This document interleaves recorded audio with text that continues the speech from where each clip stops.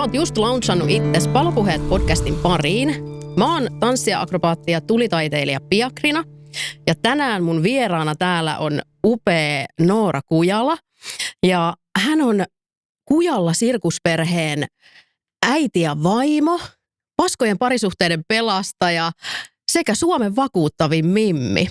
Tervetuloa. Kiitos, ihana olla täällä sun kanssa tänään. Ja sit sulla on myös tämmönen meriittilista. Sulla on tämän vuoden Suomen mestaruus tuolitanssista ja tuoliakrobatiasta, eli Chair Dance Acrobatics SM-kilpailuista duosarjasta. Ja sitten sä oot myös koreografi ollut voitokkaalle ryhmäkoreografialle. Onneksi olkoon myös siitä. Kiitos. Mennään siihen, että miten sä oot päätynyt tanssin pariin alun perin? Apua. Mä oon tanssinut koko elämäni oikeastaan vähän niin kuin sekalaisesti kaiken näköistä ihan pienestä pitäen. Että en mä oikein tiedä, että onko kauhean montaa lajia, mitä en olisi kerennyt kokeilemaan. Että siellä on mukana on hiphopit, streetit, tanhut ja kilpatanssit, kaiken näköiset mahdolliset ja mahdottomat. Mutta nyt oikeastaan niin kuin viime vuodet, niin varmaan pisimpiä on ollut sieltä niin kuin latino-show-puolelta ja sitten sitä kautta päätynyt tuonne niin kuin show-puolelle ja nyt oikeastaan se mun päälaji tällä hetkellä on ihan puhtaasti toi tuolitanssi, sitten tankotanssi ja heels-tanssi, että ne on oikeastaan ehkä ne, mitä tällä hetkellä intohimoisimmin tanssin ja opetan myöskin. Joo. Sulla on tosi laaja repertuaari sieltä taustalla ja itse jotenkin samaistun tohon, koska mulla on kanssa niinku tosi vahva tausta sieltä ja se lähtee sieltä baletin kentältä, että äiti on vienyt palettitunneille 4-vuotiaana ja sitten sieltä lähdetty liikkeelle, että oliko sulla joku tämmöinen innoittaja, että onko niinku ensimmäinen laji ollut joku tällainen, että johonkin mikä sut on sitten lapsena vienyt vai? No mä oon asunut lapsena hyvin pienessä kaupungissa Äänekoskella ja siellä mä luulen, että se on ehkä enemmän ollut se, että mitä on ollut tarjolla, niin sitä on käyty kokeilemaan, että ihan sieltä satupaletista lähtien, mutta sitten mulla on varmaan ollut se, että ei oikein löytynyt semmoista, että haluaisi keskittyä vaan johonkin tiettyyn yhteen lajiin, että on jotenkin aina vähän niin kuin halunnut tehdä kaikkea ja sitten kun aika ei kumminkaan riitä kaikkeen, niin sitten se on ollut vähän semmoinen, että on aina niin kuin tullut hypittyä lajista toiseen ja kokeiltua erilaisia juttuja ja ehkä semmoinen niin kuin monipuolisuus onkin se mun niin kuin jollain tavalla ehkä vahvuus ja voimavara, koska sitten taas mä tykkään niin kuin tehdä monia eri lajeja tälläkin hetkellä tanssin lisäksi, niin se on varmaan se niin kuin mikä jotenkin ruokkii, että pääsee tekemään monia eri juttuja. Kyllä, se on niin kuin todellakin sellaista. Ja toi niin kuin monipuolisuus, kun moni sanoo silleen, että pitäisi keskittyä vaan yhteen lajiin, mutta mun mielestä se on just näin, että se on rikkaus, että osaa montaa ja pystyy yhdistämään niitä sulavasti yhteen. On. Toki täytyy myöntää, että ei ole 1 eikä 2 kertaa, kun on miettinyt, että vitsi, että kun keskittyisi vain johonkin yhteen lajiin, niin miten sitä voisikaan kehittyä siinä ihan eri tavalla. Ja se, että välillä kun löytää itsensä epävarmuus hetkien ääreltä, niin sit silloin ehkä pohtii sitä, että jos olisi vain yksi laji, mihin keskittyisi ja mitä tekisi, niin mitäköhän se voisi olla. Mutta sitten taas oikeasti mä niinku tykkään siitä, että voi tehdä monia eri juttuja. Kyllä. Tuo on varmasti monen ihmisen, sinä ja minä ollaan hyvin samanlaisia siinä, että niinku tykätään tehdä paljon asioita ja varmaan se ei-sanominen on myöskin aika haastavaa. Ehkä tunnistan tästä ja niinku innostuu kaikesta ja sillä saa myöskin itsensä välillä niinku huomaamaan, että kuinka paljon sitä onkaan tekemässä asioita. Mutta tietyllä tavalla sitten niinku jotenkin ajattelee itse ainakin sitä, että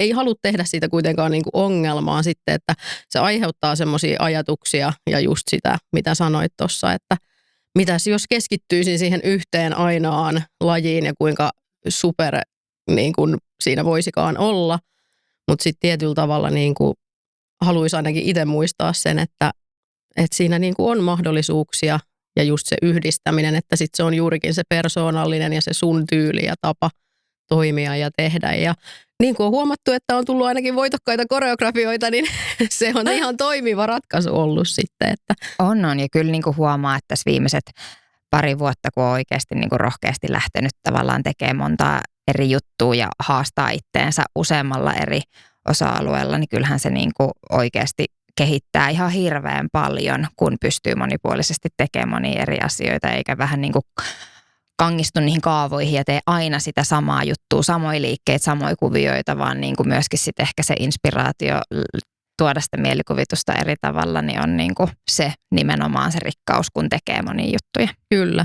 Ja ehkä tässä huomaa myös sen, että ollaan niin kuin pienistä paikkakunnista lähtöisin, että siellä on niin kuin tarvinnut myöskin olla luova ja siellä on niin kuin tarvinnut myöskin käydä niin kuin ehkä, että jos haluaa useamman tunnin esimerkiksi treenata jotain, niin sit sun täytyy niin kuin valita, että sitä yhtä lajia ei välttämättä ole ollut niin paljon.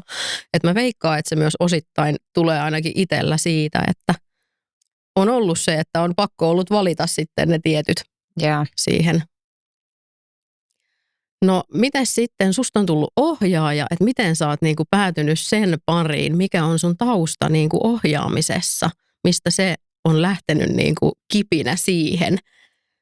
No mä itse asiassa mä olin pitkään tämmöisessä esiintyvässä tanssiryhmässä ja kilpailtiin myöskin kimpassa jonkin verran ja sitten silloin jo alkoi vähän niin kuin herää sellainen ajatus, että osaisinkohan mä tehdä omia koreografioita, että minkäköhänlaista se olisi ja sitten Hyvinkäällä tapahtui tanssiskenessä isoja muutoksia osittain, niin kuin yksi tanssikoulu lopetti Hyvinkäältä, jonka seurauksena sitten tuolitanssi oli vähän niin kuin jäämässä pois Hyvinkäältä. Ja silloin mulle tuli idea siitä, että no vitsi, että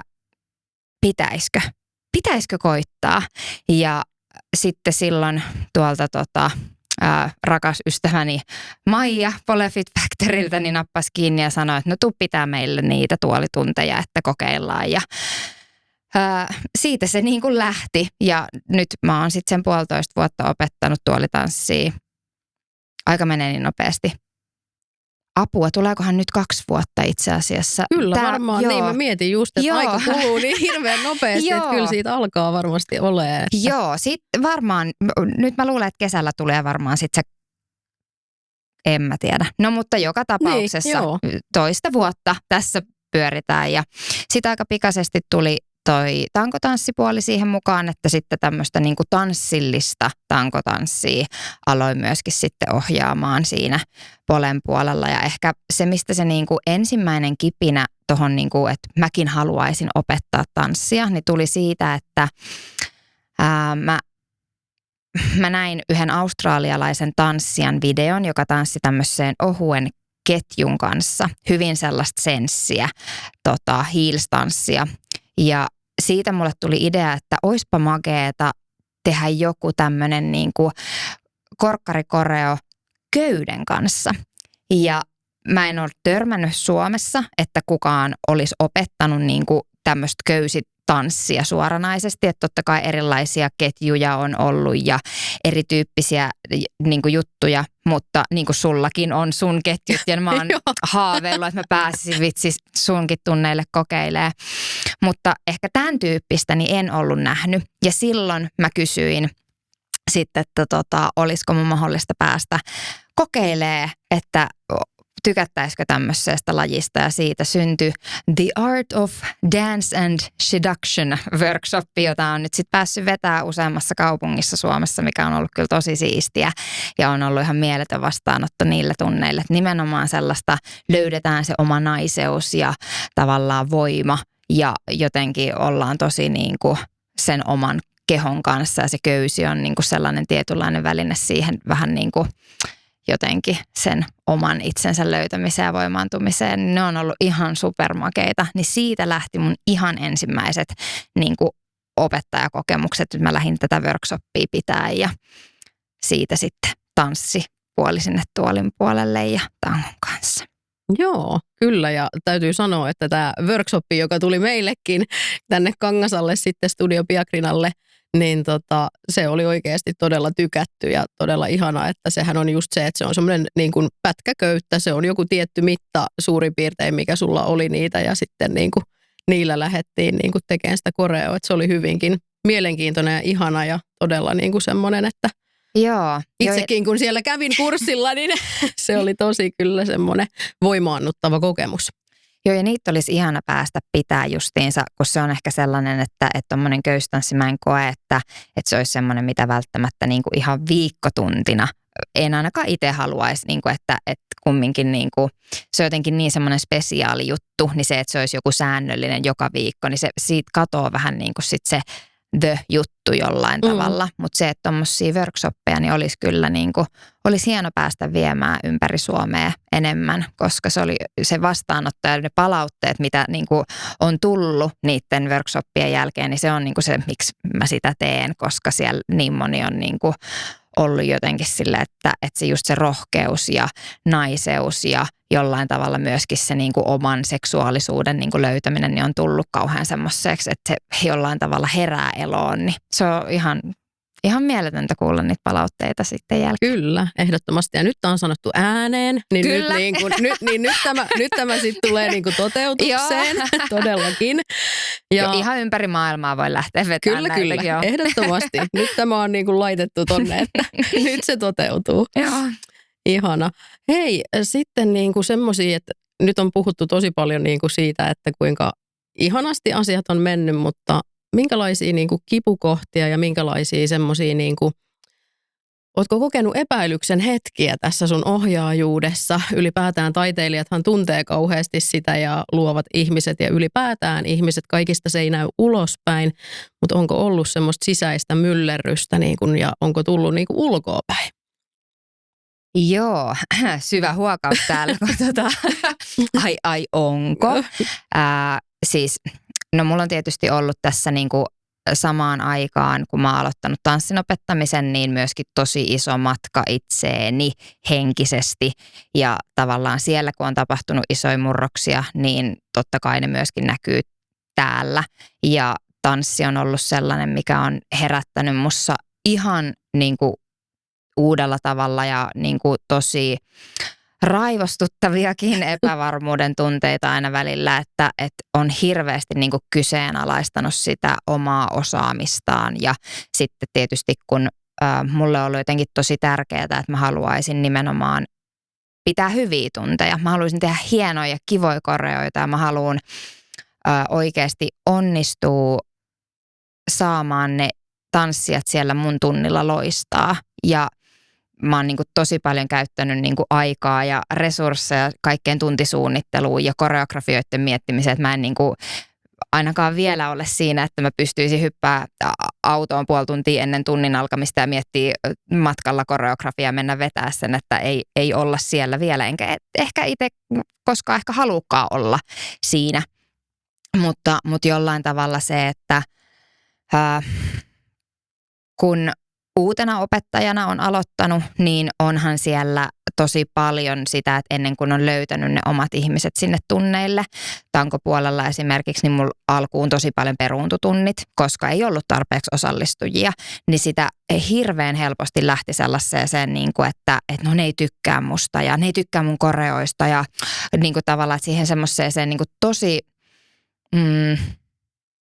niin kuin jopa vähän niin kuin tyhmäänkin semmoiseen sättimiseen itteensä, koska eihän niin kuin, no fakta on se, että kaikki ei tykkää kaikesta ja kaikkien ei todellakaan tarvitse tykkää kaikesta, mutta se, että se ei tee musta millään tavalla huonompaa tai jotain tavalla, että mä en ole yhtään sen heikompi tai huonompi ohjaaja, vaikka kaikki ei tykkäiskään musta. Mä en vaan ollut löytänyt vielä niitä mun tyyppejä. Niin tää on ollut yksi semmoinen, mitä on niin kuin välillä ihan tosi voimakkaasti niin kuin kamppaillutkin, että niitä voimavaroja on mennyt niin paljon siihen sellaiseen turhanpäiväiseen pohtimiseen, että mitä muut ajattelee. Niin mä jopa mietin tossa, paljonkohan tästä nyt on aikaa.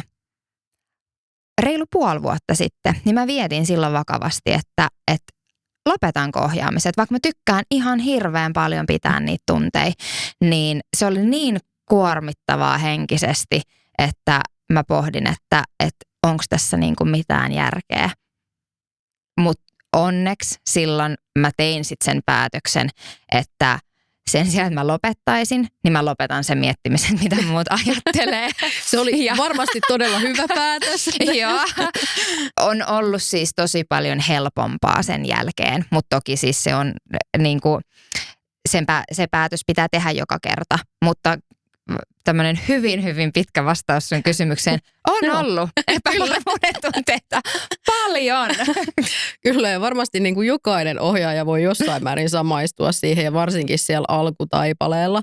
Että niin kuin esimerkiksi itse mietin, että mullahan on niin kuin tosi erilainen tausta taas niin kuin ohjaamiseen kuin sulla esimerkiksi, että sä oot niin kuin lähtenyt siitä omasta inspiraatiosta ja innosta, ja siellä on taustalla niin kuin tosi paljon sitä niin kuin itse tanssitunneilla käymiskokemusta, joka mun mielestä myöskin niin kuin luo sitä ohjaajuutta, koska mä oon sanonut, että esimerkiksi niin kun on sieltä vuosien takaa ja opetusmetodit on ollut ehkä hieman erilaisia, siellä on tullut aika paljon, että mullekin on sanottu, että sä et voi ikinä olla esiintyjä, koska sä opit niin hitaasti ja sä et niin kuin muista tätä koreografiaa, että kun mulla on ollut aina haasteita esimerkiksi itsellä sen kanssa. Yeah. Niin sit opettajat on niin kuin härkkinyt sitä, että he ei ole ollut tukemassa sitä niin kuin tietyllä tavalla sitä asiaa sen enempää niin kuin siinä. Ja sitten tietyllä tavalla niin kuin nyt myöhemminkin huomaa, että sitten löytää kuitenkin ne ohjaajat, jotka osaa sen, että tämä on just se, että kun ihmisetkin ja ohjaajatkin on tosi erilaisia, niin sitten niin kuin löytää just sen omansa. Mutta mä oon sanonut myös sen, että tarvii mennä myös sinne niin kuin epämukavuusalueelle myös oppilaana. Että sehän, että nykypäivänä on jotenkin se, että halutaan, että kaikki on niin helppoa ja kivaa ja kaikkea niin kuin jotenkin, että kun maailmat ja kaikki niin kuin tuntuu välillä, että on hirveä sekasorto niin kuin omassa elämässä ihmisillä sekä sitten niin kuin kaikki ulkopuoliset asiat ja yhteiskunnalliset asiat, mitkä vaikuttaa siihen niin kuin omaan mielentilaan, niin sitten jotenkin siinä ja tietysti rahatilanteet vaikuttaa, että sitten valitaan just se, mikä on se kaikista kivoin, mutta se on jotenkin kasvattavaa, että myös vähän menee sinne, niin kuin, että vaikka tämä ohjaaja ei ehkä osaa sitä mun niin kuin, sitä, että nyt mä opin vaikka hitaammin, niin vaikka hän menee tosi nopeasti eteenpäin, niin et voikin sitten niin kuin, tiedätkö, sieltä voi saada tosi paljon itselleen. Että sitä mä oon niin kuin miettinyt myös niin kuin oppilaan näkökulmasta ja sanonut myöskin omille oppilaille, että kun teistä tulee, jos te käytte aina saman ohjaajan tunneilla, teistä tulee sen ohjaajan kopio. Se ei ole välttämättä huono asia, mutta se, että löytää myös sitä ja sitä omaa juttua sitten, että se ei ole vaan niin kuin sitä. Yeah. Että seuraa sumeilematta sitä toista. Ehdottomasti komppaan ja mun mielestä nimenomaan se niin kuin oman epämukavuusalueelle, niin sinne meneminen on tosi hyvä juttu silloin, kun se tehdään niin kuin turvallisessa ja mukavassa ympäristössä. Kyllä. Että musta niin kuin kaikista parhaimpia on ollut, kun mulla pääsääntöisesti vaikka tuolitunneilla, niin on niin kuin tuolitanssin lisäksi tuoliakrobatia, että mun koreografioissa yleensä aina on joku tuolitemppu mukana, niin sitten mä tietysti, kun pidän avoimen tason tuolitanssitunteja, niin pyrin siihen, että jokainen vaikeakin temppu on varioitavissa erilaisiksi. Mutta kun aina ensimmäisellä tunnilla harjoitellaan pelkästään sitä temppua ilman sitä koreografiaa siellä takana, niin mä yleensä silloin aina vähän niin kuin haastan kaikkia kokeilee.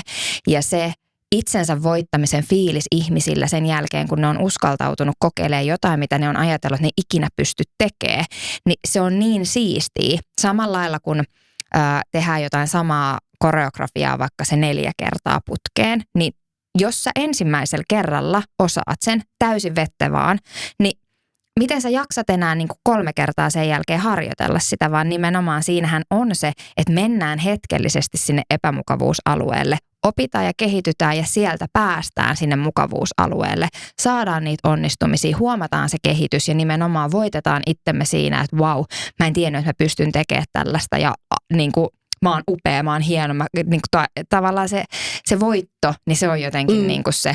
Ja se, että kun se epämukavuusalueella oleminen ei välttämättä tarkoita sitä, että se olisi niin kuin tosi inhottavaa, vaikka puhutaan epämukavuudesta, mutta se tietyllä tavalla niin kuin se, ehkä se itsensä haastaminen mukavalla tavalla. Voisiko siitä ehkä puhua jotenkin eri käsitteillä, mutta komppaan kyllä ihan täysin. Ja se, että ei ole kauaakaan, kun lähdin itse yhdeltä workshopilta itkien kotiin, ei ole vuosikausi ollut, niin silloin oltiin tosi epämukavuusalueella, eikä millään tavalla mukavasti, vaan täysin epämukavasti. Joo, se on eri asia kuin sit se, että viikoittain mä käyn tanssitunneilla, jossa mä haastan itteeni ja on aivan ulapalla ja on ihan silleen, että okei, wow, taas uutta liikekieltä mun keholle ja vitsi, miten hienoa on myöskin oppia uutta ja erilaisia juttuja. Kyllä. Se on kyllä juurikin näin. Ja sitten mietin niinku itse sitä, että onko sä kohdannut sellaista, että onko sulla niinku pedagogista koulutusta taustalla mitään? Ei. Ei. Ja tämähän on semmoinen niinku tanssiskenessä, että aikanaan kun mä oon aloittanut, niin aika monellahan ei siis ollut, niinku, että he ei ole käynyt mitään koulua. Ja sehän on ollut ihan normi. Ja mun mielestä se, että niinku se koulu ei tee susta pedagogisesti välttämättä niinku pätevää, että se on hyvä, mutta se ei niinku välttämättä tuo sitä, niinku, että sä osaat oikeasti kohdata just ihmisiä ja ajatella tollain, mitä säkin niinku ajattelet ja just noista niinku puhut oppilaista ja tälleen jotenkin, mitä mä oon sun tunteja nähnyt, niin sä oot todella niinku ihana, tsemppaava ja ammattitaitoinen, että niinku ikinä ei voisi uskoa, että ei ole mitään sellaista taustaa. Ja sitten taas niinku mä oon itse käynyt tunneilla, missä ihmisillä on niinku pedagoginen tausta ja mä oon sanonut, että niinku ei se ole tuonut sitä, että he osaa kohdata niitä ihmisiä ja ohjata niitä ihmisiä. Että jotenkin mä haluaisin päästää itse ainakin irti semmoisesta ajattelusta, että me katsottaisiin niinku liikaa sitä semmoista niinku sitä, että onko siellä nyt se ammattikorkeatausta. Mulla myöskään itsellä ei ole ammattikorkeataustaa, että mullahan on siis avoimen yliopiston niin kuin tanssipedagogiikan opintoja taustalla ja sitten on, niin kuin, on vuoden ollut niin kuin tanssilinjalla Etelä-Pohjanmaan opistossa. Ja mähän on silleen niin kuin eri lailla, että sulla on ollut se syvä pääty, että sä oot mennyt ohjaamaan heti aikuisia, joka on tietyllä tavalla todella mun mielestä haastavaa verrattuna siihen. Lapset on tietysti haastava ja niistä tarvii tosi niin kuin tarkkana olla, mutta ne on tietyllä tavalla heidän välitön palaute on yleensä, tämä on tylsä harjoitus, minä en nyt jaksa tehdä tätä. Ja sit sä oot silleen, että no, tämä on nyt tehtävä tämä harjoitus. Ja mä oon niin kuin lähtenyt sieltä ja oikeastaan mut on niin kuin heitetty saman tien, että mä oon itse suunnitellut just kans niin kuin tämmöisen, on niin kuin Kangasalan seudun 4H-yhdistykselle pitänyt ensimmäisenä 4H-kerhoa, mikä on ollut tanssikerho. Ja siellä sitten niin kuin just ohjannut tosiaan niin kuin lapsia, ala-asteikäisiä. Ja se on niin kuin hyvin laaja skaala ja mä sanon, että mä edelleen muistan mun ensimmäisen ryhmän ja muutaman ensimmäisen oppilaan, joiden kohdalla mä olin silleen, että mä en niin kuin osaa ohjata, että kun siellä on niin kuin keskittymishäiriöä tai sellaista ja siihen aikaan niistä ei ihan hirveästi puhuttu vielä, että miten sä toimit. Mutta mä löysin sen kokeilemalla, että miten mä sain niin kuin hänet kiinnostua asioista ja tunteen niin kuin olevansa tärkeä ja uskon, että se oli semmoinen niin kuin hetki myöskin tämän oppilaan elämässä, että hän sai sen huomion, mikä sitten oli niin kuin tarpeen niin siellä tunnilla. Että se oli niin kuin ihan mieletön tunne, että sä saat sen kontaktin ja luotua sen luottamuksen niin kuin lapsen kanssa. Ja. Mutta sitten niinku, miten tämä palaute niinku aikuisten kanssa? No joo, siis mä kyllä komppaan ihan täysin tossa, että mä itsekin on sellainen, että kun mä menen tanssitunnille, niin mä saatan olla ihan niinku kivikasvo siellä, koska mä niin keskityn siihen omaan juttuun ja tekemiseen, että en mä niinku anna välttämättä ohjaajalle mun eleillä ja ilmeillä minkäännäköistä feedbackia sen tunnin aikana. Mä pyrin nykyään tunnin jälkeen sanoa, että hei, kiitos, oli ihanaa. Tai laittaa viestiä perään meillä sattumalta sun kanssa. Oli eilen justiinsa workshoppi, niin tavallaan mä laitoin sulle viestiä, että oikeasti mä nautin tosi paljon, koska siellä tunnilla ei välttämättä sitä feedbackia tule ollenkaan. Ja se on ehkä ollut itselle sellainen, niin kuin, että vaikka nämä kaikki näyttäisi siltä, että ne vihaa tätä, niin se lopputulos saattaa silti olla aivan joku muu. Että ei voi yhtään luottaa siihen, että no kyllä mä luen näistä ihmisistä täällä, mitä ne ajattelee. Aikuisten kanssa tanssitunnilla näin ei tapahdu yleensä, vaan kaikki näyttää siltä, että ne kituu tai jotain muuta. Okei, kauhean yleistys, mutta siis niin kuin yleensä. Mutta se on, koska me keskitytään ja tosi usein meidän ihmisillä on oma keskittymisilme. Kyllä. Yleensä semmoinen niin kuin. Ja musta se on ihanakin, että jokainen saa mennä siihen omaan kuplaansa ja se on heidän, niin kuin, se on heidän tunti. He tulee sinne itseään varten. Ei heidän kuulukaan minua millään tavalla huomioida siellä tunnilla. Mutta myöskin just se, että itselle se, että ei oota saavansa sitä feedbackia siellä tunnilla. Tähän niin kuin kasvatukseen liittyen, niin mä luulen, että mua on ehkä jollain tavalla helpottanut. Toki just se, että aikuisia lapsia niin on hyvin erilainen, mutta kun meillä on ollut aika niin kuin mielenkiintoiset vuodet tässä omien lasten kanssa ja sitten taas mä oon siltä puolelta joutunut sitä niin kuin pedagogista osaamista hirveän paljon tavallaan niin kuin tutkia ja selvittää, koska on ollut haasteita koulun kanssa ja on niin kuin, mulla on 2 erityistä, niin silloin niin kuin se, että on ihan eri tavalla joutunut niin kuin tutustua ja miettiä sitä kommunikaatioa niiden lasten kanssa, niin sen helposti, niin kuin, ne on aika pieniä juttuja, mutta kun niitä pieniä juttuja vie myöskin sinne niiden aikuisten kanssa ja ylipäätään ihmisten kanssa kommunikointiin, niin ne on, niin kuin, ne on aika isoja juttuja sitten loppupeleissä meille aikuisille, jolla kumminkin se tunne-elämä on jo ihan eri tasolla kuin niillä lapsilla. Niin mä uskon, että mun ehkä se vahvuus on se, että mä oon joutunut niin ison koulun käymään mun omien lasten kanssa. Niin se, mä luulen, että se on sellainen niin kuin myös voima, mikä tuolla niin kuin tanssipuolella auttaa. Kyllä, aivan varmasti on niin kuin semmoinen, että tämähän se just on, että kun ihmiset sanoo ulkoapäin asioita ja sitten ne ei oikeasti tiedä koko taustatarinaa, mikä siellä on taustalla ja kuinka paljon ihmisellä oikeasti on kokemusta ja sellaista, että tämä olisi hyvä aina muistaa ennen kuin ihmiset niin kuin tosi herkästi, kun puhuttiin tuosta palautteesta, niin yleensähän palautteen saa, jos joku on tyytymätön. Kyllä. Että se on niin kuin sille, että jotenkin haluaisi tähän meidänkin kulttuuriin tuoda sitä justiinsa niin kuin, että mutta mä oon myös iloinen niistä risuista välillä siellä. Niin kuin, siis hirveän harvoin mä pyydän tosi paljon just vaikka kauden päätteeksi palautetta, plussia, miinuksia, vähän niin kuin kaiken näköistä.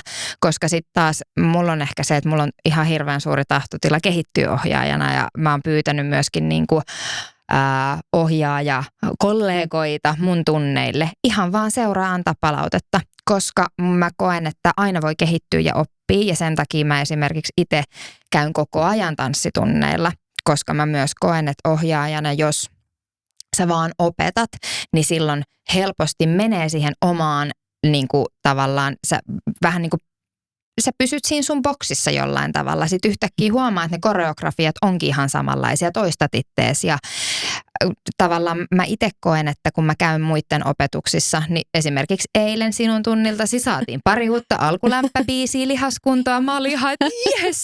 Tai siis liikettä tavallaan, että aina oppii jotain. Ja niin kuin se, että kun itse tanssii ja käy muiden tunneilla ja näkee erilaista, niin mä koen, että siinä niin kuin kehittyy myös ohjaajana ihan hirveän paljon.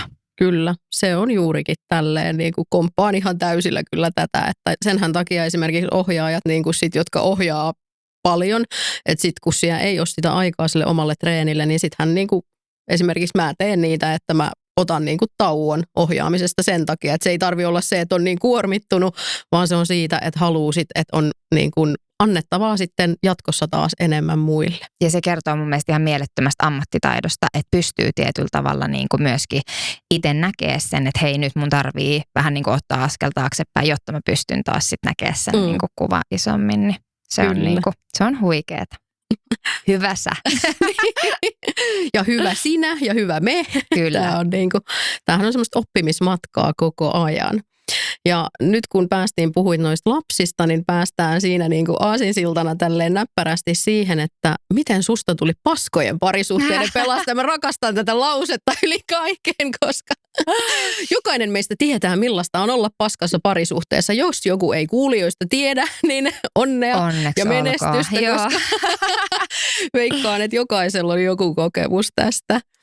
Joo, no ehkä tälleen niin kuin kiteytettynä niin erosin ja palasin ja sain aha-elämyksen ja halusin myös, että muut voisivat tämän saada. Ehkä tälleen niin kuin halki poikki pinoa.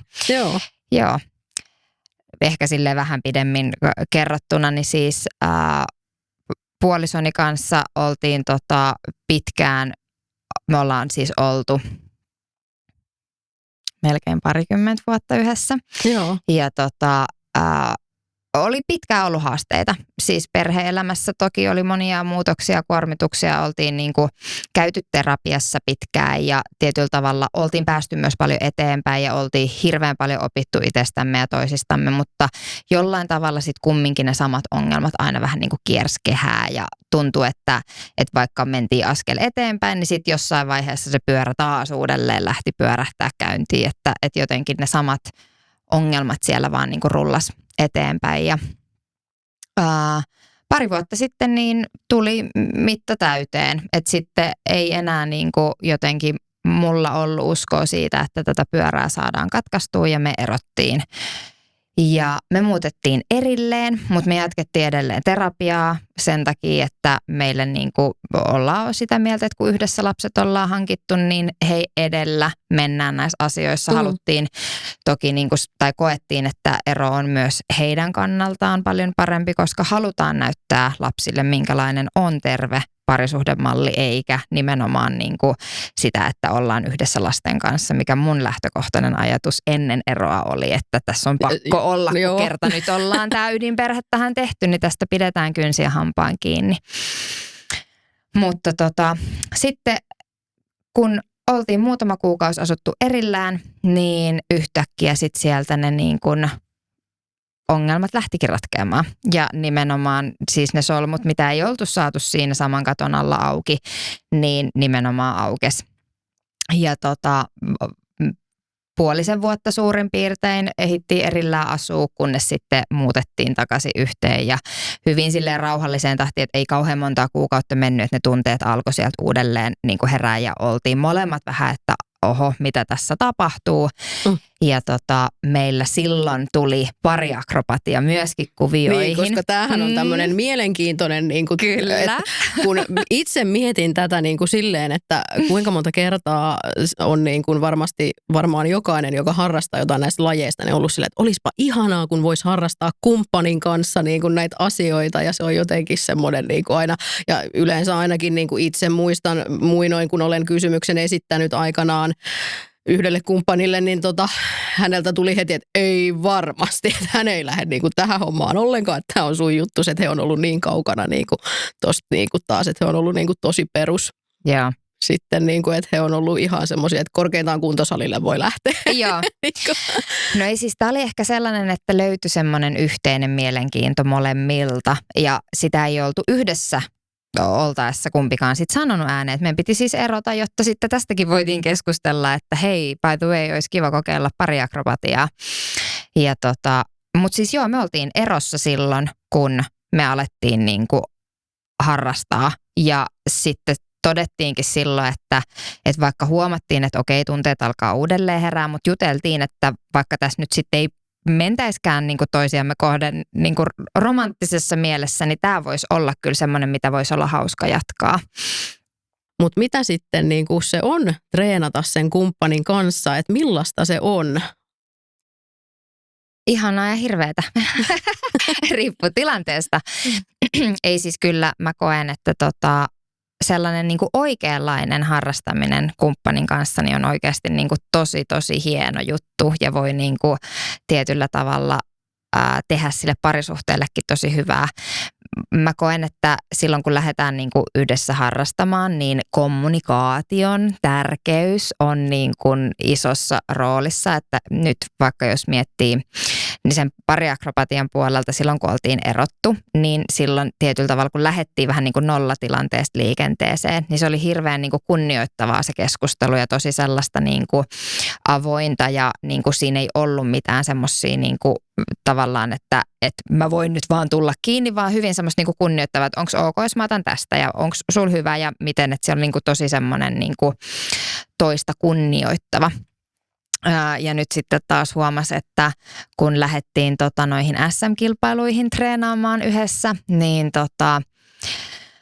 kaikki mahdolliset ja mahdottomat kipukohdat, mitä parisuhteessa oli, niin nousi esille sieltä uudelleen silloin. Ja siis meillä oli ensimmäiset, sanoisinkohan mä 1,5 vai jopa 2 kuukautta, niin ihan hirveä tappelu. Siis niin kuin me vaan riideltiin joka treeneissä ja siis ei meinannut niin kuin tulla mitään, kunnes sitten me otettiin tarpeeksi kovaa yhteen ja vihdoin ja viimein tietyllä tavalla avattiin se, että mitä sen riitelyn takana oli, koska siellä todellisuudessa oli epävarmuutta, siellä oli pelkoa, siellä oli kaikkea sellaista, mitä ei sitten ehkä niin kuin siinä treenisalilla päässyt kiinni, että mikä siellä on se juttu, mutta meidän ehkä se voimavara on ollut se, että me puhutaan aina itsestä, kun vaikka me tehdään yhdessä, niin se, että me ei puhuta, että sun kädet on huonossa paikassa, vaan se, että musta tuntuu jotenkin oudolta, että pystyttäisikö me vielä katsoa, että olisiko tähän asentoon jotain tehtävissä, että tämä asento tuntuu hassulta. Että tietyllä tavalla mä en kestä ollenkaan sitä, jos Niki tulee mulle sanoa, että mä teen jotain väärin.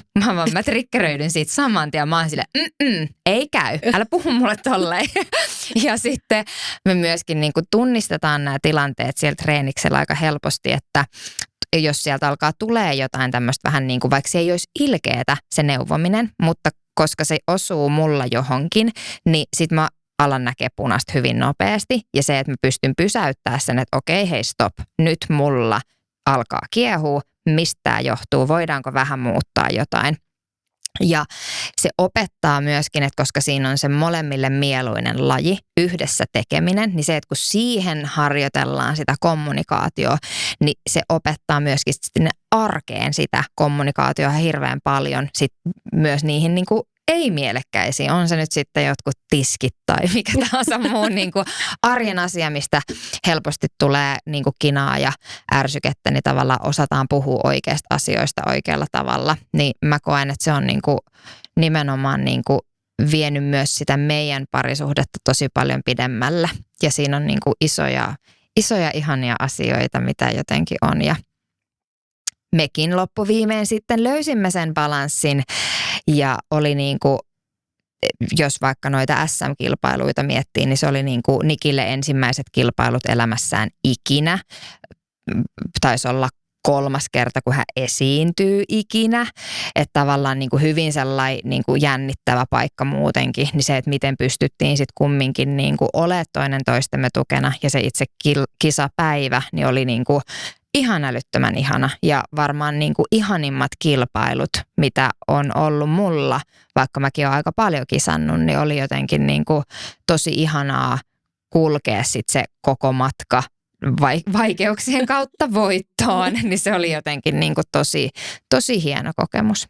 Joo, ja teillä oli kyllä mieletön meininki siellä, te olitte roolissa niin kuin ihan siellä takahuoneessakin, niin kuin mitä kerkesin teitä rekisteröidä. Valitettavasti itse en olisi siis nähnyt teidän esiintymistä, koska mähän lähdin itse ovalle keikalle kesken kilpailujen, että tein semmoisen katoamistempun siinä välissä, mutta niin kuin se, että mitä kerkesin näkee niin kuin siellä sitä meininkiä, niin teillähän vaikutti, että moni varmasti, joka ulkopuolelta seuraa, niin on silleen, että vitsi, on tämmöinen unelma parisuhde niin kuin tämmöisen perusteella ja ihanaa, kun ne yhdessä tekee ja siis tiedän, että moni on silleen niin kuin ajattelee, että vitsi, että olisi siistiä tehdä kumppanin kanssa niin kuin, ja mun mielestä on ihana, että toi pariakrobatia on jotenkin niin kuin vetänyt myöskin nyt ainakin, mitä meillä on ollut kursseja, niin sinne tulee hyvin paljon sit kumppanin kanssa ihmisiä.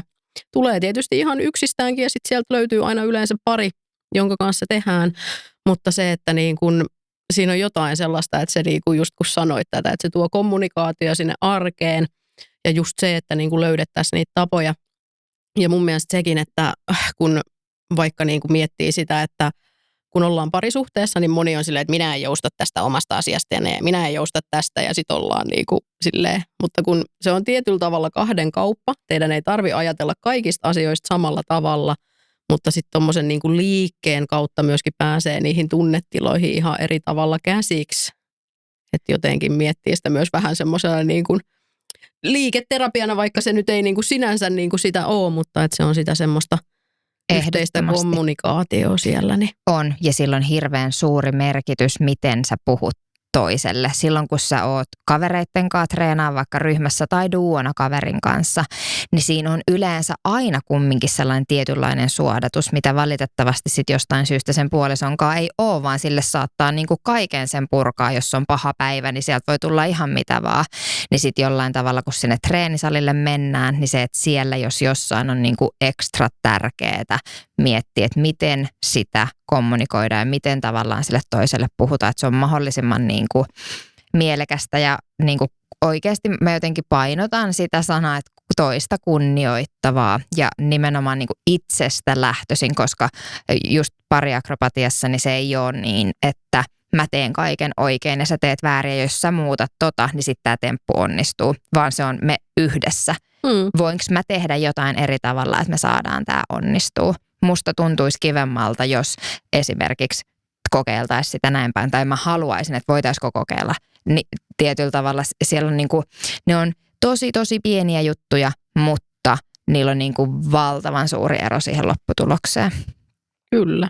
Se Joo. on juurikin näin ja varmasti se, että niin kuin ylipäätään, että yleensähän kun se on vähän niin kuin liiankin läheinen välillä se kumppani, niin sille tulee niin kuin siinä tunnetilassa ehkä räiskästyä, mutta se, että miettisi, että mitä se sitten oikeasti ruokkii ja tälleen, että tietyllä tavalla tunteita pitää jo käsitellä ja välillä minäkin olen hirveän temperamenttinen ihminen, mutta sitten kuitenkin kauhean semmoinen niin kuin yritän luovia ja löytää myös semmoisia, että me kaikki ollaan niin kuin sit omanlaisia ja tällaisia, että Ja jos se meidän kisaveto on jäänyt näkemättä, niin sehän on nyt nähtävissä sieltä meidän kaksin kujalla Instagram-tilin kautta. Et toki se on ihan eri katsoa se sieltä puhelimella kuvatun videon takaa kuin sitten mitä se oli livenä, mutta se, että sieltä lämmin suositus, että se kannattaa käydä katsomassa. Meillä Kyllä, oli hauskaa ja ilmeisesti monella muullakin yleisössä oli kivaa. kyllä ainakin klipit, mitä mä oon nähnyt, niin Joo. on kyllä semmoinen hyvä meininki, että suosittelen kyllä, että näiden perusteella, että täytyy mennä kyllä kattoon se kokonaisuudessaan, että saa sieltä sitten. Joo. Näkee. Nyt tässä on niinku taustatettu matka ja siellä on se lopputulos nyt sitten nähtävillä. Kyllä. Joo, ja kovasti tässä harkitaan, että noinkohan sitä myös ensi vuonna jonkinnäköisellä teoksella sitten yhdessä lähettäisiin vielä kisalattialle, mutta katsotaan miten käy. No niin, jäämme innolla odottaa sitä. Mutta tosissaan siis Sinoka tuli sieltä uutena ajatuksena siis sen jälkeen, kun oltiin palattu yhteen. Eli siis perustin uuden yrityksen nimenomaan ajatuksessa siinä, että mä haluaisin mahdollistaa myöskin muille pariskunnille tämän aha-elämyksen, mikä mulla oli. Että nimenomaan se, että se erillään asuminen yhdistettynä siihen ohjattuun terapiaan, niin voi olla nimenomaan se käänteen tekevä juttu, Kyllä, joka voi niinku tuoda avain. sen muutoksen sinne. Joo. Niin tämä on se, miksi olen paskojen parisuhteiden perustaja, se on meidän Sinokan slogan.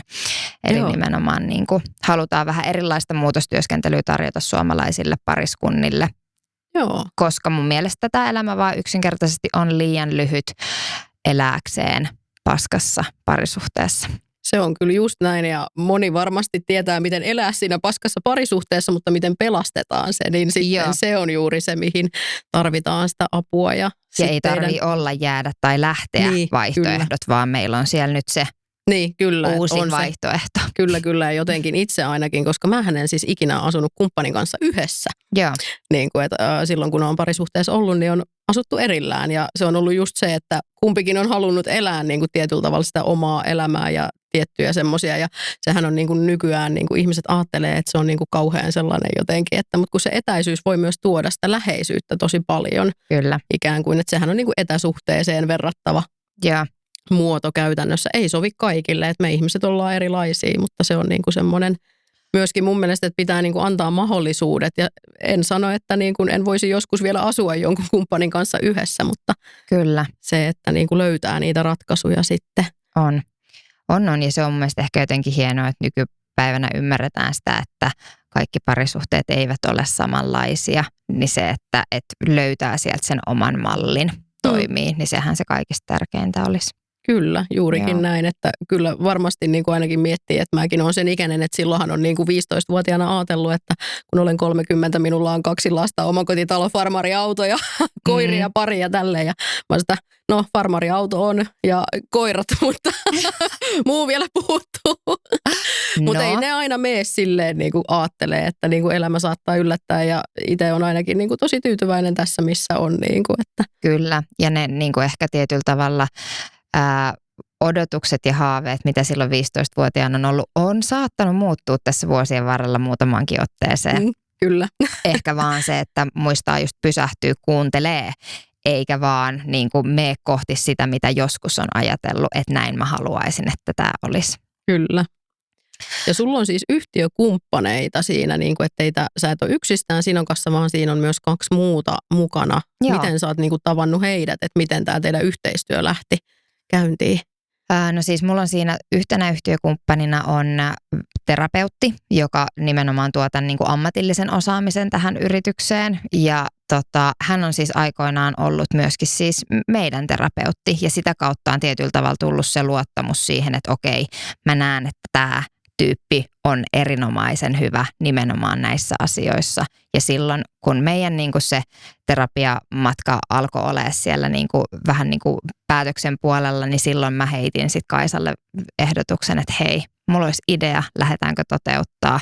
Ja tämä sattui vielä niin ihanasti, että hän oli miettinyt tämmöistä hyvin samankaltaista konseptia, että hän haluaisi joskus semmoisen toteuttaa, jotenka se oli niin kuin, ihan niin kuin match made in heaven. Tällä oli tarkoitus, että te kohtasitte ikään kuin asian äärellä. Kyllä.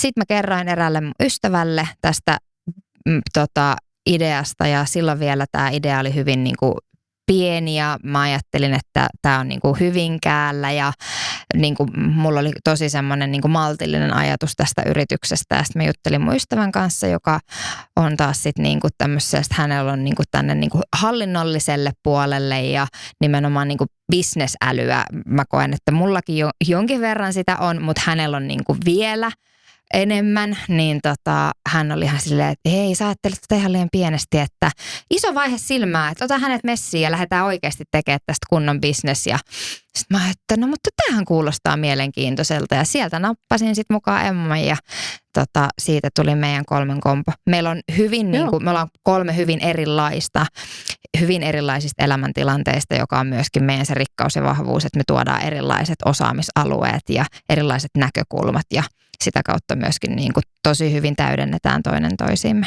Joo, kuulostaa kyllä tosi ihanalta, että olette kohdannut ja saanut niin kuin tämmöiset. Se vaatii just sen, että tulee niin kuin se matchi näiden asioiden suhteen ja oikeassa hetkessä. Aina ei välttämättä oikea hetki, että sitten se vaatii sen vielä, että nyt lähdetään täysillä tätä kohti. On. Ja tosiaan sulla niin kuin puhuit tuosta bisnesälystä, niin, koska mähän tunnen sut alun perin. Me ollaan siis tavattu aikana, että me ollaan oltu samassa tanssivideoprokkiksessa, mutta sitten mä muistan sut somesta ja muualta, niin Suomen vakuuttavimpana mimminä.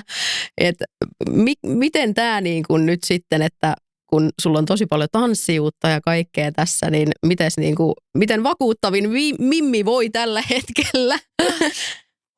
No Suomen vakuuttavin mimmi voi hyvin, mutta hän on laajentanut toimialuettaan.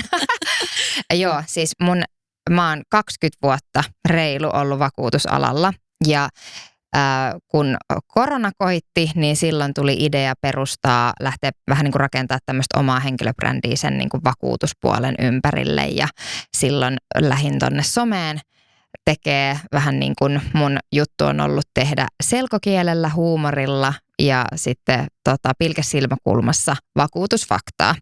Eli nimenomaan yrittäjille kertoo vakuutuskiemuroista ja mahdollisimman silleen helposti lähestyttävästi ja ymmärrettävästi, koska puhutaan kumminkin aika kuivasta aiheesta. Se on totta. Sä oot aika hyvin onnistunut siinä ainakin silloin, koska minäkin katselin niitä aika innolla silloin niitä. Joo, mä tykkäsin kyllä siitä. Se mitä tapahtui niin oli se, että mä uuvuin. Mä poltin itteni loppuun tuossa muutama vuosi sitten ja silloin piti lähteä rajaa sitä, että mitä mä teen ja minkä verran. Ja silloin myöskin sitten esimerkiksi somen tekeminen niin jäi ihan nollille, koska jostain oli pakko vaan luopua. Ja ehkä sen seurauksena myöskin sitten, kun Suomen vakuuttavin Mimmi-some jäi vähän pienemmälle, niin sieltä sitten heräsi myöskin se ajatus siitä, että no kuka mä oon, mitä mä haluan tehdä. Mä oon 20 vuotta tehnyt vakuutushommia, mä en ole tehnyt mitään muuta mun koko työurani aikana.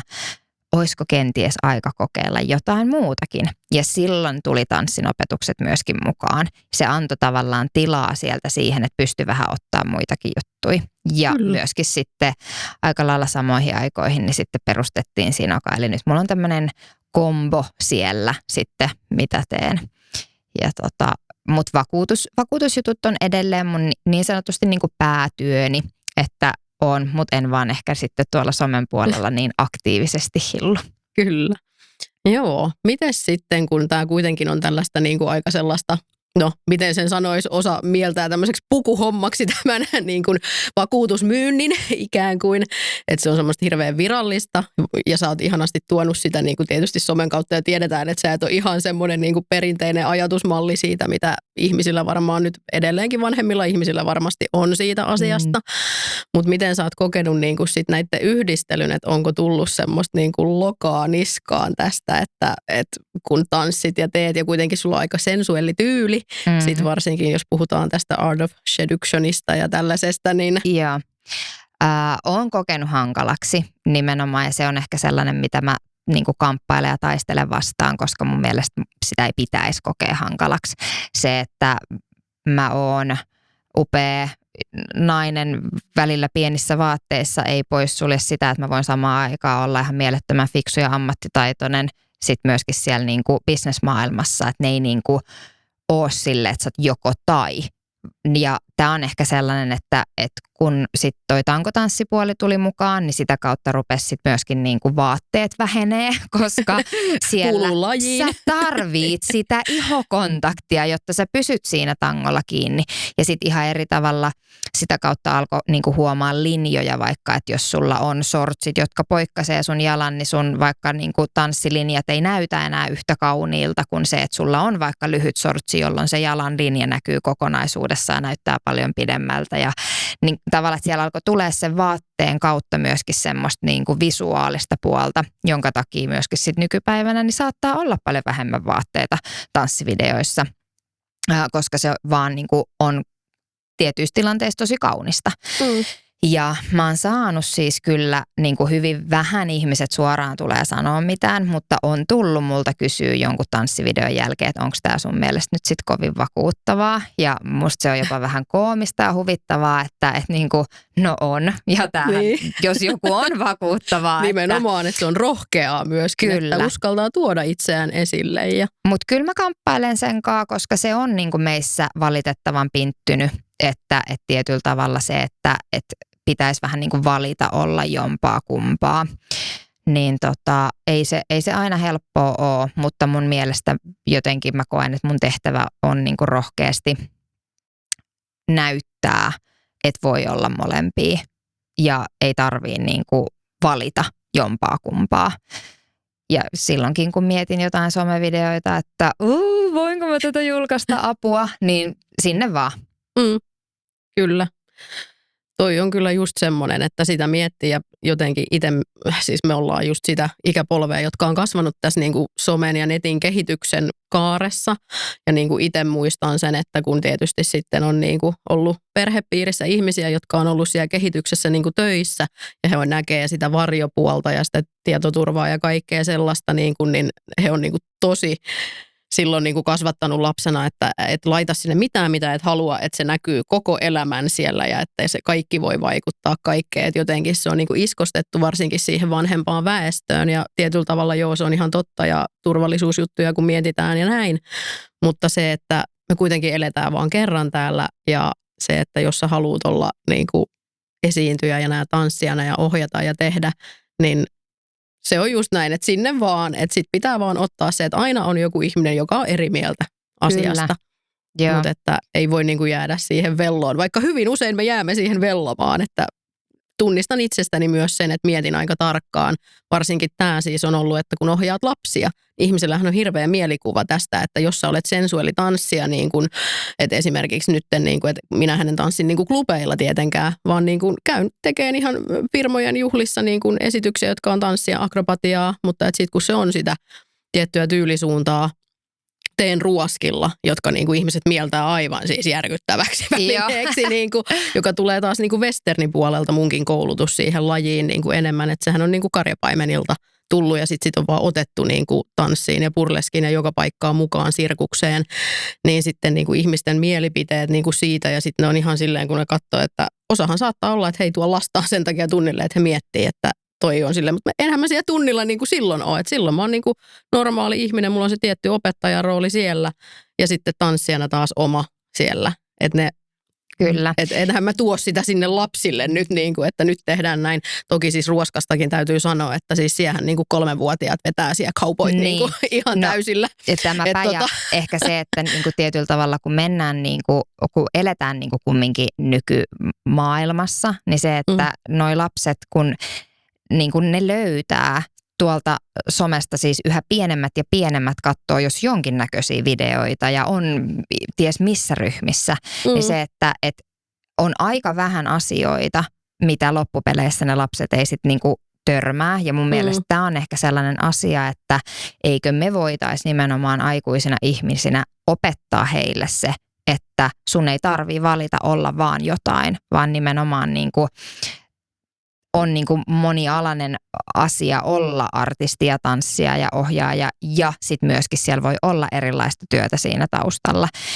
Et mä jotenkin ainakin tosi niin kuin paljon juttelen näistä niin kuin omien lasten kanssa ja se ehkä myöskin sit tuo heille sellaista, että ei tarvii niin kuin jotenkin mä toivon, että semmoinen niin kuin tabumainen ajattelu sieltä niin kuin poistettaisiin meidän toimesta pikkuhiljaa, kun niistä asioista juteltaisiin avoimesti, koska niin kuin aina puhutaan niin kuin lapsen tasoisesti totta kai. Niin, ja nimenomaan, ja just mietitään sitä, että mistä kaikesta, että nyt ei tietenkään niin kuin silleen, niin kuin, että kaikkeahan ei tarvitse näyttää heille, vaan just se, että niin kuin kertoo asioista ja siitä, että mitkä on ne heidän omat rajansa niin kuin siinä iässä esimerkiksi, että tämähän on niin kuin tosi paljon tullut niin kuin sinne. Joo. Ja niin kuin lasten tunnilla on lasten koreografiat, aikuisten tunnilla on aikuisten koreografiat. Mutta se ei tarkoita sitä, että lapset ei saisi koskaan nähdä, minkälaista tanssia aikuisten tanssitunneilla on, koska ne näkee sen joka tapauksessa jotain kautta. Niin eikö se olisi paljon kivempi, että he myös näkee sen meidän kautta, jolloin sit, jos heillä herää siitä jotain kysyttävää ajatuksia, heillä on turvallinen tila kysyä ja kyseenalaistaa. Kyllä. Että se on niin kuin, joo, mä kyllä koen, että se on niin kuin ehkä rikkaus, että jos pääsee nimenomaan työskentelee monen ikäisten kanssa, koska siellä niin kuin jokaisella on ne omat juttunsa. Näinpä. Ja juurikin itse siis nykypäivänä siis musiikkihan on tämmöinen, koska me käytämme musiikkia ja siis mä huomaan tosi paljon esimerkiksi, että kun mulla on niin kuin koreografikoulutus taustalta niin kuin Finnish Dance Organizationilta varmaan 15 vuoden takaa kohta, mutta siis silleen, että siellähän on tosi tarkkana sit säännöissä niin kuin lasten kilpailuissa, että mikä biisi esimerkiksi sopii, että ei saa kiroilla ja tällaista. Niin nykypäivänähän siis lapset kuuntelee kaikki nämä biisit, missä kiroillaan, koska semmoista biisiä ei esimerkiksi ole varmaan olemassakaan, missä ei nyt jotain olisi semmoista. Ja ne hoilaa niitä tuolla, että se semmoinen niin kuin jotenkin mä oon huomannut, että ne lasten biisit, niin ne on vähän kadonnut, että ne on ihan pienillä, mutta sitten kun mennään kouluun, niin sitten ne kuuntelee jo ihan kaiken. Ja mulla on semmoinen raja niin kuin yleensä, että jos lapset toivoo biisejä niin kuin synttäreille tai johonkin, niin sitten mä oon sanonut, että joo, että jos tätä saa myös kuunnella kotona, tai silleen, että se on tullut vanhemmalta se lista esimerkiksi synttäreille, niin sitten mä oletan, että se on ihan fine, että he voivat kuunnella tätä. Mutta sitten esimerkiksi tunneilla mulla on se raja, että okei, että ensimmäisen mä katsoin, että onko täällä E-merkintää, jos on, niin tämä ei tule meidän listalle. Jos sinä saat kotona tätä kuunnella, niin sitä kuuntelet, mutta mulla on niin kuin ne rajat ja mä yritän katsoa sieltä ja kaikkiin esityksiinkin, niin mä oon sanonut aina meidän ohjaajille sitten, joiden kanssa teen töitä niin kuin ja vastaan näytöksestä, että kuunnelkaa biisit etukäteen, mitä ne lapset valitsee, että sitten ne ei ole semmoisia, että ollaan korvat punaisena siellä, että kun eihän lapsi ymmärrä, mitä siellä sanotaan. Niin. Joo, ja tämä on just se, missä kohtaa meidän tehtävä on sitten olla se turvallinen aikuinen siellä ja vetää se rajanveto, koska niin kuin jotenkin mä ainakin toivon, että me tehtäisiin nykypäivänä enemmän töitä sen eteen, että ne lapset sais olla lapsia mahdollisimman pitkään. Että tietyllä tavalla se, että kyllähän niin kuin ruutu nykypäivänä vie aika paljon sitä toiseen suuntaan. Niin näin se, on. Ja musta on ihana, kun siis puolisoni ohjaa tuolla niin kuin sirkuksella nimenomaan niin kuin lasten tuntiin, missä totta kai niin kuin on se sirkuspuoli siellä mukana, mutta se, että se on leikin kautta. Niin se, että vaikka siellä on sanotaan 8-10-vuotiaita pääsääntöisesti ehkä ikähaarukaltaan, niin se, että kumminkin siellä on tosi paljon leikkiä ja ne lapset kaikista eniten nauttii siitä, että siellä on niitä leikkejä, ettei kaiken tarvitse olla heti sieltä kouluiästä tosi sellaista niin kuin, kilpailuihin tai johonkin tähtäävää ja niin kuin tavoitteellista toimintaa, vaan että siellä voi myöskin olla sitä niin kuin leikkiä ja muuta. Kyllä, se on kyllä erittäin tärkeää, että tuntuu jotenkin, että lapset joutuu kasvaan hirveän, tai se tietomäärä, että somehan on niinku tuonut ja netti niinku hyviä puolia, mutta myös paljon huonoja puolia just niinku, että sitten kaikki on niinku tälleen, että tästä saisi varmaan yhden jakson keskusteltua niinku tästä some-aiheesta ja siitä, niin kuin miten se vaikuttaa tuohon kasvuun ja kehitykseen niin kuin ja paineiden luontiin, koska itselläkin on vaikea suodattaa, että siihen näkyy niin sanotusti kaikki täydellinen ja sitten kaikkea siltä väliltä ja sitten tietysti nämä kaikki haasteet ja muut semmoiset, että itse just niin kuin toivon, että lapset sais just enemmän harrastaa ja olla niin kuin ja tehdä niitä samoja asioita, mitä silloin itse on esimerkiksi lapsena tehnyt, jolloin ei tarvi olla, että se on koko ajan ne kaikki paineet siellä niin kuin siellä ruudun takana tulossa, niin kuin, että sun pitäisi ollakin tämmöinen tai haluaisit olla just tämmöinen tai jotain. Kyllä. On. Hyvä. Meillä olisi 3 tiukkaa kysymystä vielä, mitkä mä oon sulle jo vähän niin kuin paljastanut etukäteen, mutta nyt voitaisiin tässä käydä läpi, että mistä sä unelmoit? Jota oli hauska, kun sä laitoit tämän kysymyksen, niin mä olin ensimmäisenä, että apua. Eihän mä osaa tähän vastata ollenkaan, koska siis mähän unelmoin niin monista asioista, että missä osa-alueella tämä kysymys esitetään. Koska siis niin kuin, mä oon vähän semmoinen haaveilija, että mä unelmoin tosi paljon kaikesta. Tanssin saralla mä unelmoin siitä, että mä oon maailman kuulu koreografi, jota pyydetään opettaa sinne tänne tonne. Ja nimenomaan ehkä se, että saisi tehdä sitä omanlaista juttua omalla tyylillä. Elämässä mä toivon kesämökkiä. Kesä on tulossa. Mä haluaisin oman kesämökin, missä voisi olla monia erilaisia asioita. Mutta ehkä ensimmäinen semmoinen niin kuin isoin asia, mikä sieltä tuli, niin intuitiolla ensimmäinen asia oli tasapainoa. Mä unelmoin tällä hetkellä tasapainosta. Se, että löytyisi balanssi tämän kaiken, koska niin kuin tuossa aikaisemmin puhuttiin, niin se ei-sanominen on välillä hieman haasteellista. Niin se, että osaisi sanoa kyllä, mutta osaisi sanoa myös ei. Ja sitten nimenomaan niin kuin kyllä itselle ja myöskin niin kuin rajaa, että mihin erilaisiin juttuihin lähtee mukaan, koska tälläkin hetkellä niin on siis ihan mielettömän kivoja projekteja tälle vuodelle jo tiedossa. Niin se, että nyt mä tiedän, että tämä vuosi alkaa olemaan jo nyt niin kuin projektien osalta aika lailla taputeltu, että mitään semmoista isompaa juttua ei ehkä nyt tälle vuodelle enää mahdu. Ja se on vaan pakko tiedostaa, että sit jos jotain sinne ottaa, niin jostain pitää luopua. Niin nämä on niinku ehkä niitä, että löytäisi sen tasapainon kokonaisuudessa. Perhe on mulle hirveän tärkeä ja oma aika. Ja sitä kautta myöskin sit se, että saisi niinku oikeasti nämä kaikki palaset, mitä haluaa elämästäni siihen niinku palettiin sopivaksi. Kyllä, tämä on erittäin hyvä.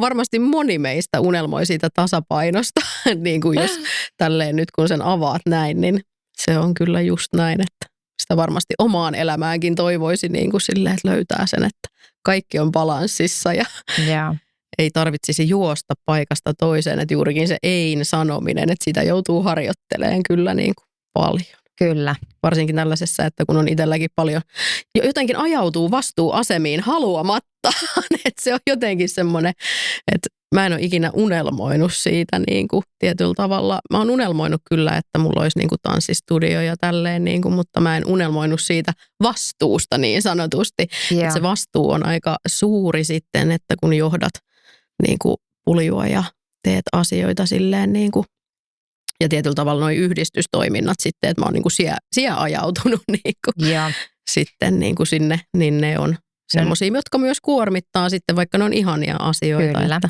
ja nämä on just niitä, mitä itse harjoitellut, että mä oon 11 vuotta olin Hyvinkään seudun monikkoperheet ry:n hallituksessa, niin nyt mä jäin sieltä pois just johtuen siitä, että pakko sanoa jollekin ei, jos haluaa sanoa toiselle asialle kyllä. Että sitten on vaan niin kuin pakko rajaa sitä, että vaikka olisi niin ihana olla mukana kaikkialla ja vaikuttaa ja tehdä sitä vapaaehtoistyötä ja muuta, mutta sitten tavallaan aika aikansa kutakin ja on niin kuin harjoittelua.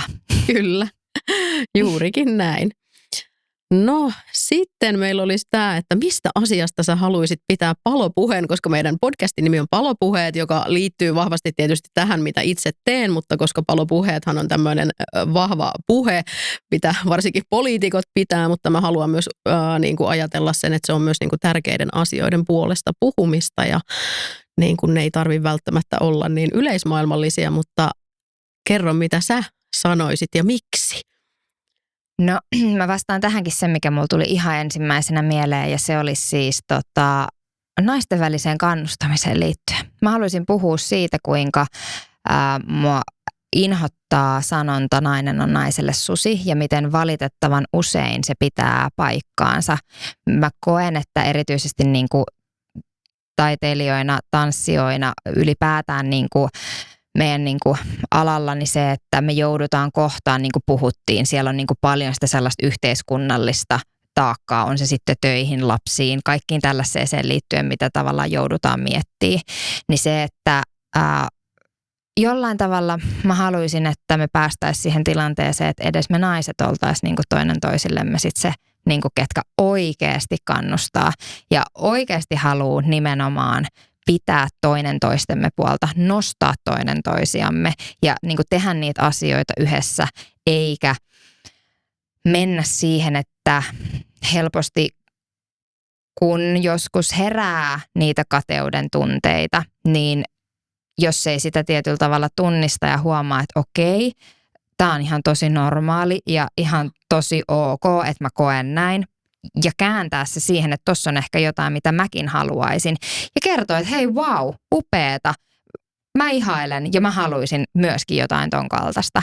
Ennemmin kuin se, että lähdetään painaa sitä toista alas, koska ei tiedetä, miksi itselle tulee niin epämukava olo siitä toisen vaikka menestyksestä tai kauneudesta tai mikä tahansa se sitten siellä onkaan. Niin tää on niinku ehkä jotenkin sellainen, mikä mulla niinku tuli ensimmäisenä mieleen, kun mä luin sen sun kysymyksen, että nimenomaan niinku se, että yhdessä. Kyllä. Erittäin hyvä aihe. Niinku, ehkä vielä jonain päivänä tästä tulee nyt se, niinku, että se pidättämisen. Kyllä. Kyllä.